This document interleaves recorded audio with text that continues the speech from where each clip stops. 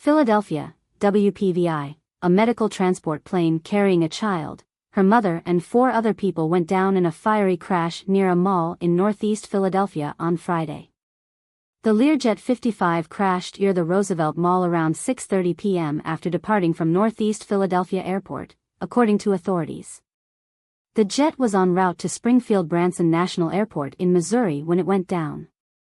In a statement, Shriner's Children's said the child on board had received care from the Philadelphia hospital and was being taken back to her home country of Mexico, along with her mother, when the crash happened.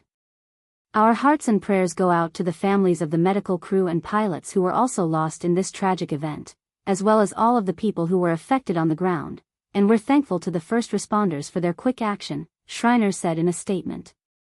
The company that operated the flight, Jet Rescue Air Ambulance, said in a statement there were 4 crew members on board. At this time, we cannot confirm any survivors, the company said in the statement.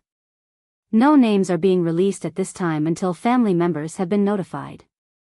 Our immediate concern is for the patient's family, our personnel, their families and other victims that may have been hurt on the ground.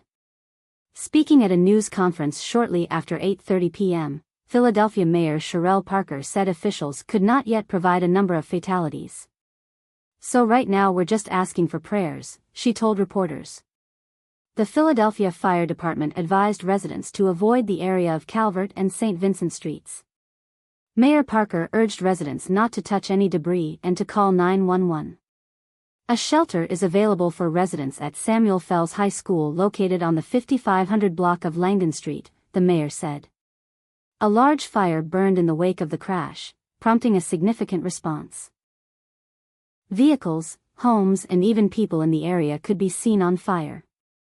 It was just horrific. I was just driving down the street, coming to Wendy's, and I just saw a plane basically hit the building and it exploded. The sky lit up and I pulled over and basically, it was just real bad around here, said one witness, who described the incident as earthquake-ish. We heard an explosion and then saw the aftermath of flames and smoke. Common sense told me that I should not get close to it, added witness, who was in the area looking for a spot to have dinner. Temple University Hospital told ABC News it had received 6 patients hurt in the crash, although where and how they were injured was not immediately known. 3 of those patients were treated and released and 3 remain hospitalized in fair condition, the hospital said. The Children's Hospital of Philadelphia said none of its patients were on board the plane and the flight was not affiliated with its hospital.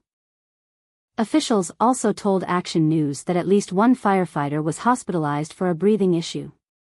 Pennsylvania Governor Josh Shapiro joined a second press conference held after the crash and started by saying, "Tonight we saw the best of Philly. We saw neighbor helping neighbor. We saw Pennsylvanians looking out for one another." The governor reiterated the mayor's gratitude to the Philadelphia Fire Department and Philadelphia Police Department for their work. There are 45 state troopers on the ground in northeast Philadelphia, 25 members of PennDOT, members of the Pennsylvania Emergency Management Authority, and members of the Department of Environmental Protection. Governor Shapiro said he spoke with Transportation Secretary Sean Duffy, who offered his full support to Northeast Philadelphia and has dispatched 4 members of the FAA and 4 members of the NTSB to the scene. President Donald Trump released this statement on his Truth Social account. "So sad to see the plane go down in Philadelphia, Pennsylvania. More innocent souls lost. Our people are totally engaged. First responders are already being given credit for doing a great job. More to follow. God bless you all." Immediately after the crash, the FAA issued a ground stop at Northeast Philadelphia Airport due to an aircraft incident. A continuous stream of police vehicles and fire trucks initially poured into the scene, taking over business parking lots as emergency responders to the crash and fire directed people away and set up a perimeter stretching blocks in each direction.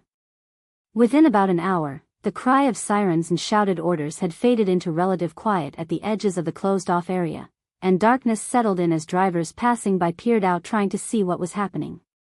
Ron Alvarado, a former Marine One commander and pilot, said medical transport flights can be grueling. "This type of a mission can be very challenging because the days can be long," he noted. Alvarado.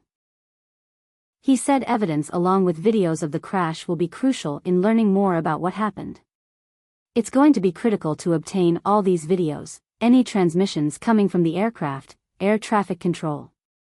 Every piece of information related to this event will be utilized, Alvarado added. AccuWeather expert meteorologists say rainy and adverse conditions were reported at the time of the crash. Unlike the mid-air collision in Washington, D.C., Wednesday night where adverse weather conditions were not present, inclement weather will likely be a key factor in the investigation into this small plane crash in Philadelphia, AccuWeather chief meteorologist John Porter said. Light rain and fog were reported in northeast Philadelphia at the time of the crash. Visibility at the surface was 5 to 7 miles. The base layer of clouds was 400 to 600 feet above the ground. Winds from the southwest at 10 miles per hour were reported in the area at the time of the crash.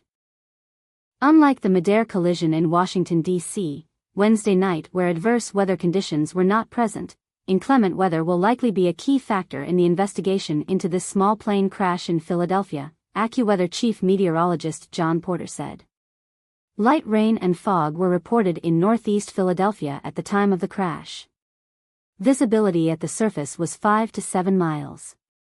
The base layer of clouds was 400 to 600 feet above the ground. Winds from the southwest at 10 miles per hour were reported in the area at the time of the crash.